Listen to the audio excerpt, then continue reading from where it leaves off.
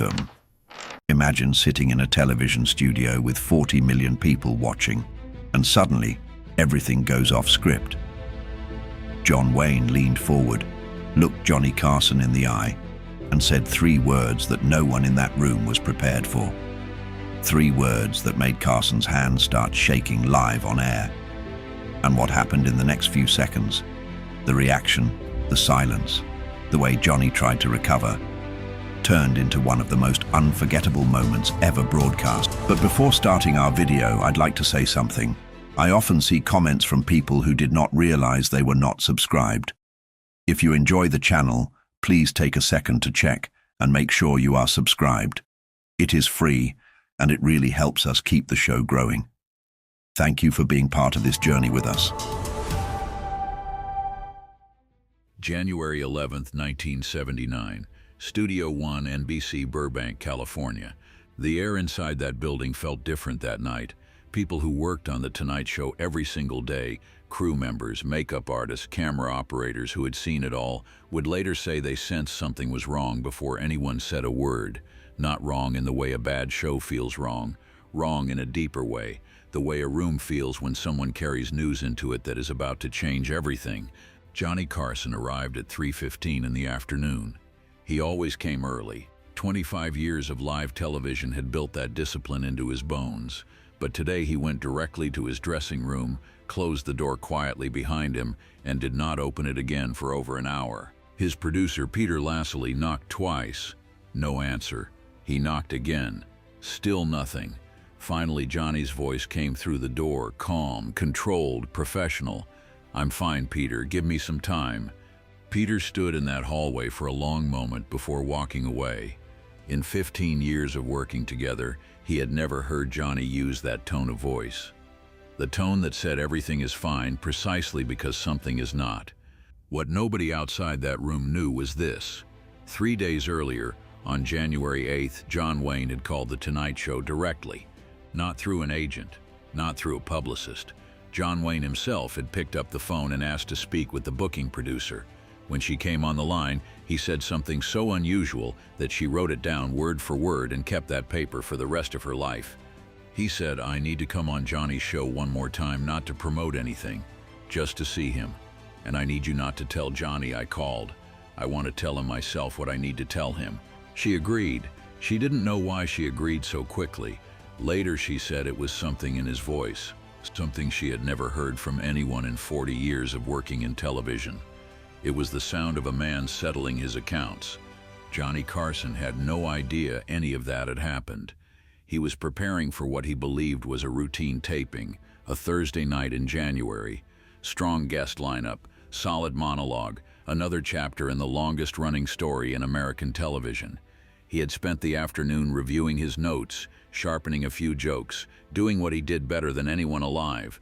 He did not know that John Wayne had already chosen this night. He did not know that the Duke had spent 3 weeks thinking about exactly what he was going to say.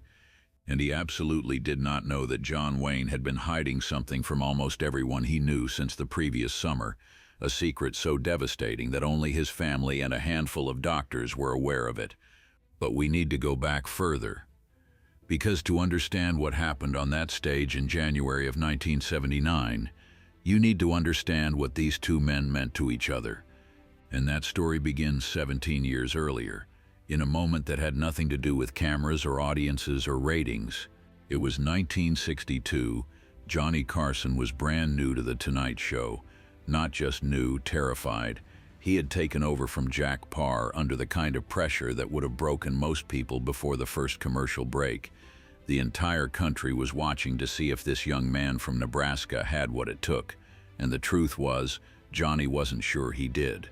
He later admitted in private conversations that those first months were the loneliest of his professional life. The studio was unfamiliar. The staff felt like strangers.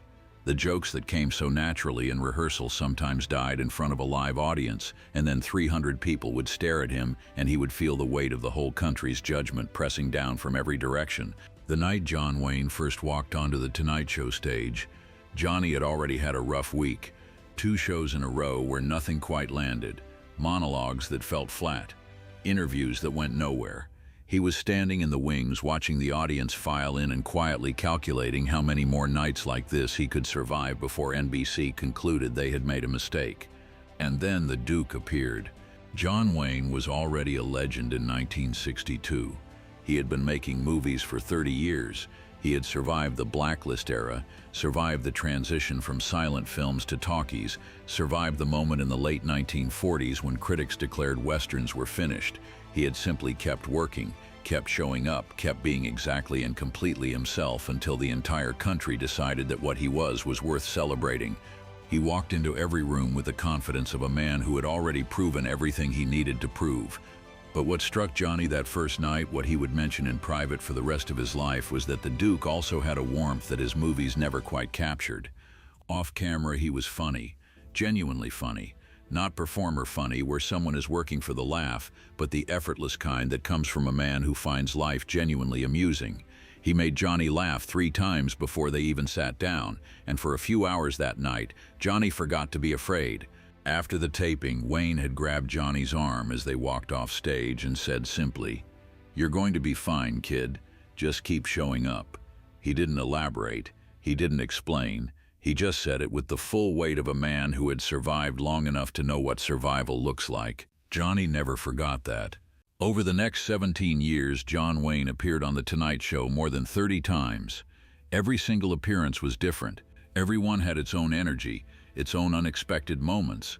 But what built into something irreplaceable over those years wasn't the television moments. It was the phone calls between shows, the fishing trips that nobody photographed, the conversations that happened in Johnny's dressing room after tapings when the cameras were off and the audience had gone home and 2 men who performed for the world could finally talk like ordinary people.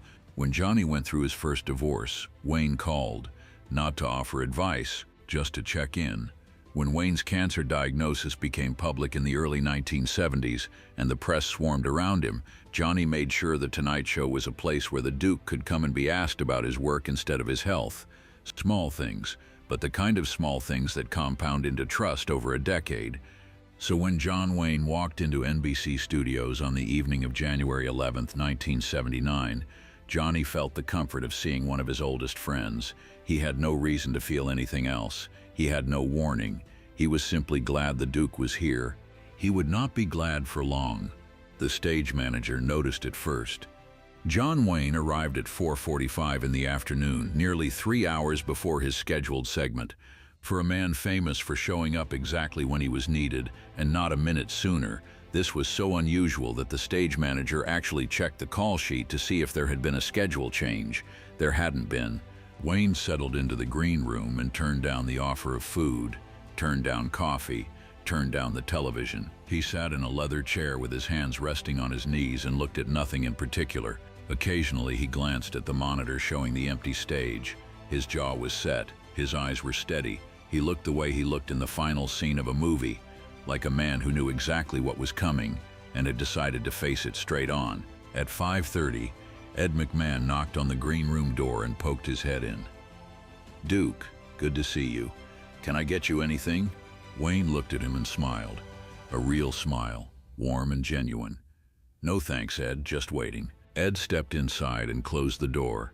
Something in the room made him lower his voice even though they were alone. "You okay?" Wayne looked at him for a long moment. "I'm going to say something tonight, Ed. Something important. I need you to let it happen. Whatever you see, whatever Johnny does, just let it happen." Ed McMahon had worked in television for 20 years. He was not easily rattled.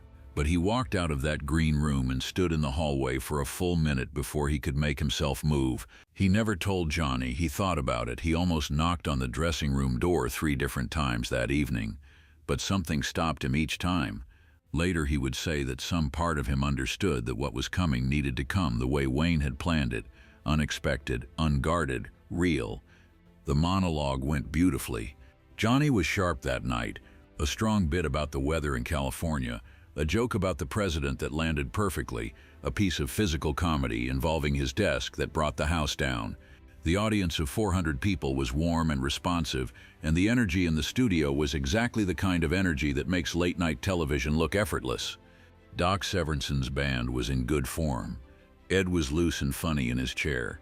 Everything felt exactly the way it was supposed to feel on a good night, which is to say completely natural, completely controlled, completely in Johnny Carson's hands. The first guest segment went smoothly. A film actress promoting a new picture, charming and prepared, hitting all her marks. Johnny steered the conversation with the invisible precision that was his true genius, never seeming to work, never letting a silence stretch a second too long, never making a guest feel like they were being managed. 25 years of practice made it look like conversation. It was actually something far more skillful. Then Ed McMahon leaned toward his microphone. Ladies and gentlemen, our next guest needs no introduction. In 50 years of making movies, he has become one of the most recognizable faces on Earth. A man who is not just a star, but an institution. Please welcome back to The Tonight Show, John Wayne. The band launched into a Western theme. The studio erupted. 400 people on their feet before the Duke even appeared through the curtain, and when he did appear, hat slightly tilted, moving with that unmistakable walk that no one who has ever seen it can forget, the applause climbed to something that felt less like appreciation and more like love. Johnny was smiling as he stood and extended his hand, the kind of genuine smile that only appears when you're actually glad to see someone. "Duke," he said into the microphone, "welcome home." Wayne shook his hand firmly and settled into the guest chair. He looked good. He had lost some weight, and his movements were slightly more deliberate than they had been in the past, but he filled that chair the way he always had, completely, without apology, as if the chair had been built specifically for him. The first 11 minutes were wonderful. Wayne told a story about the making of True Grit that had the audience howling. He did an impression of a director who had given him a note he disagreed with, the Duke's version of playing a director being so perfectly pompous that even the crew was laughing off camera. He and Johnny fell into the easy rhythm of two people who have been talking to each other for a long time, finishing each other's thoughts, building on each other's lines. But Johnny Carson had spent 25 years watching people. It was the foundation of everything he did, and somewhere around the 8th minute, something he noticed made him unconsciously slow down. It was the way Wayne's eyes kept moving across the audience, not the way performers scan an audience for energy and connection. This was different. This was the way a man looks at a room he is trying to memorize, careful, complete, moving from face to face, as if each one mattered. And there was something behind his smile, not hidden exactly, more like underneath it, like a body of deep water below a calm surface. Johnny kept going. He was a professional, but some part of him was paying very close attention now, and he couldn't have explained why. Then Wayne stopped mid-sentence. He had been in the middle of a story about Dean Martin. Something funny, the audience leaning forward, ready to laugh. And then he simply stopped, set the story down mid-air, and turned to look directly at Johnny with an expression that had nothing performative in it at all. The laughter in the room faded instantly, not because anyone understood what was happening, but because John Wayne's face had changed so completely that the audience felt it before they could think it. "Johnny," the Duke said quietly. His voice was level and calm, the way a man's voice gets calm when he has been preparing something for a long time. "Before we go any further, I need to tell you something." 400 people stopped breathing. Johnny leaned forward slightly. His instincts were screaming at him, but he kept his voice easy and open. "Of course, Duke, whatever you need." John Wayne took a breath. He looked at the camera, at the 40 million Americans watching from their living rooms. Then he looked back at his friend. "I'm dying, Johnny." 3 words, just 3, and the most controlled man in American television came completely undone. For 17 years, Johnny Carson had maintained his composure through everything. Presidential scandals, celebrity meltdowns, guests who arrived drunk, and guests who arrived furious, and guests who said things on live television that sent network executives running for their phones. He had a gift, almost supernatural, for absorbing chaos and returning calm. It was the quality that made him irreplaceable. But there are some things that composure cannot hold. His head dropped. His shoulders, always square, always level, began to shake. His hands, which held his index cards with the practiced stillness of a surgeon, began to tremble so visibly that Ed McMahon later said he could see it from across the desk. And then Johnny Carson on live national television with 40 million people watching wept. Not quietly, not in the controlled, dignified way that public figures sometimes allow themselves a single photogenic tear. This was the grief of someone who had just heard something real, something that could not be managed or deflected or turned into a moment that served the show. Producers in the control room froze.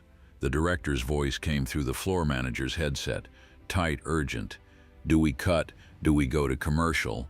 Nobody answered. Nobody moved. Everyone was watching the monitor showing Johnny's face. In the guest chair, John Wayne did something that told the whole story of who he was. He stood up, slowly, carefully, the way a man stands when his body has been through more than it once could handle. The Duke got to his feet. He crossed the 3 feet between his chair and Johnny's desk. He put his arm around his friend's shoulders, and Hollywood's most famous tough man held the king of late-night television while he cried. "It's okay, Pilgrim," Wayne said softly, using the word, that famous word, not as a catchphrase, but as a prayer, a gift, something that belonged to both of them now. "It's okay. I've made my peace with it. I need you to make yours." The studio was absolutely silent. 400 people. Not a cough, not a whisper, just 400 human beings watching something happen that they understood mattered, even if they couldn't yet say exactly why. Finally, after nearly 2 full minutes, Johnny lifted his head. His face was wrecked. His eyes were red. His voice, when it came, was barely recognizable as the voice that had closed 1,000 Tonight Show broadcasts with effortless charm. "Duke," he managed, "I don't know how to do this. I don't know how to say goodbye to you." Wayne smiled. That slow, crooked smile that had been making America feel safe for 50 years. "Then don't say goodbye," he said. "Just talk to me like we're sitting on my porch in Newport Beach, 2 old friends talking about life." And that is exactly what they did. What followed was unlike anything that had ever aired on American television. Johnny signaled to his producer to clear the rest of the show. He didn't ask, he didn't consult.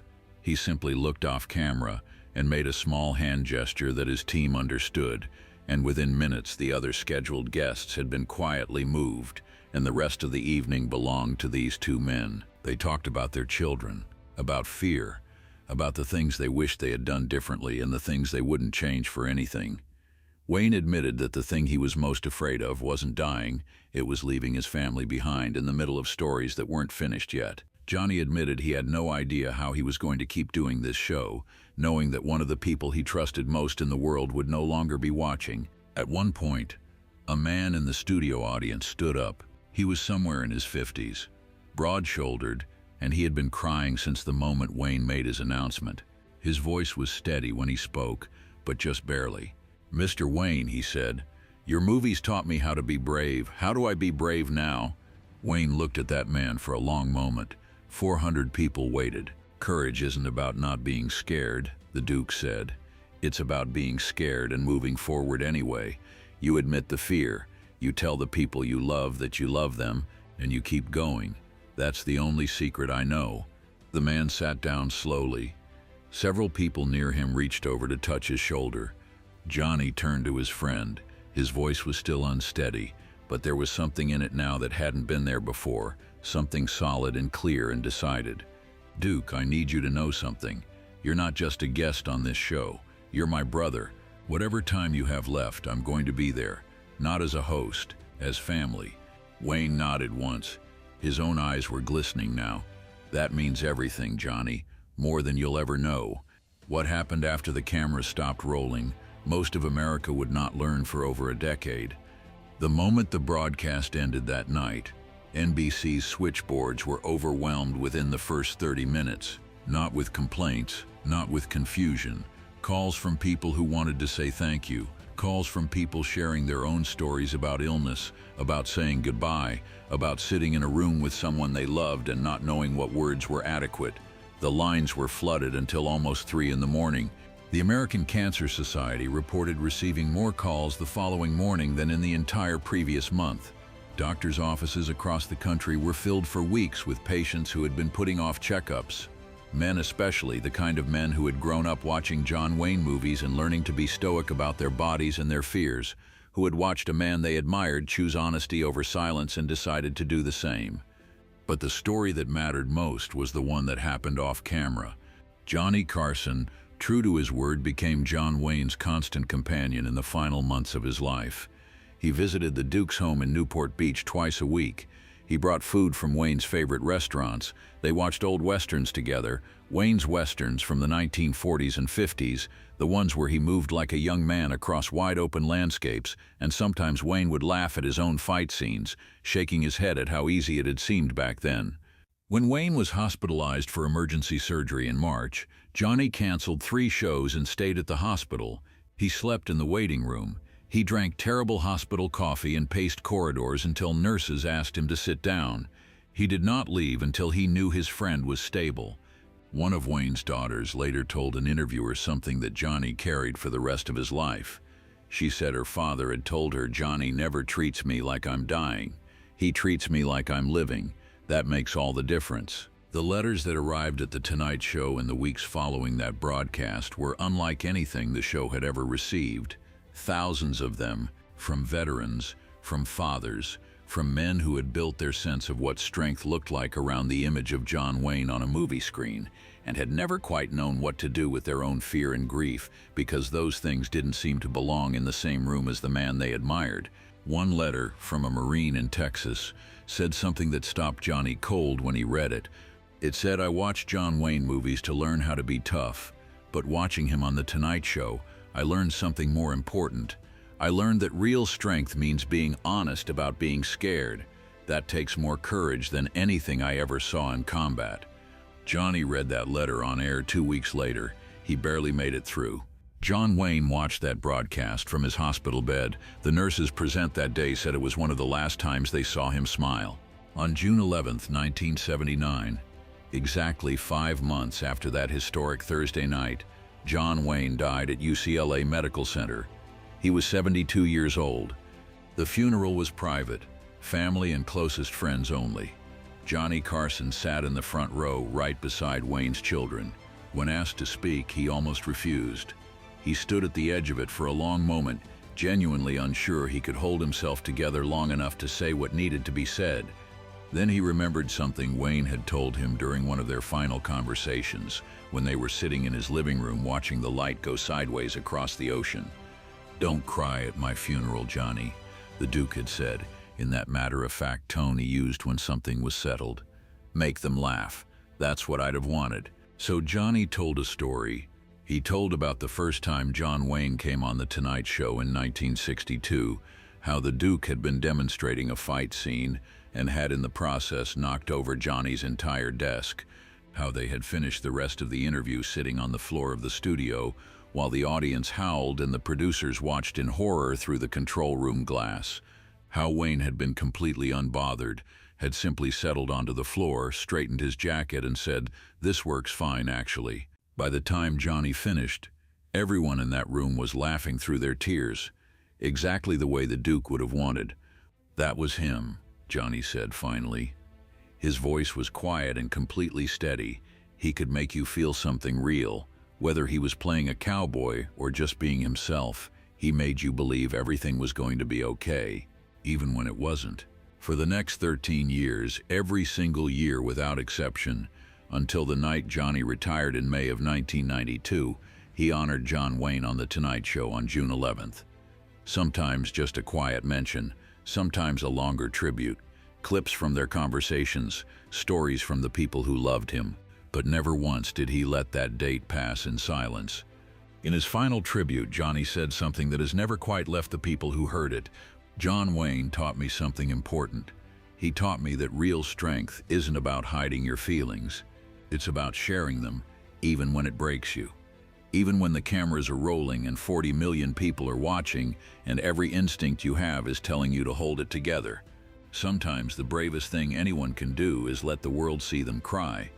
That January night in 1979 is now studied in journalism schools. Grief counselors show clips to families navigating terminal diagnoses. It appears on documentary after documentary about the history of American television.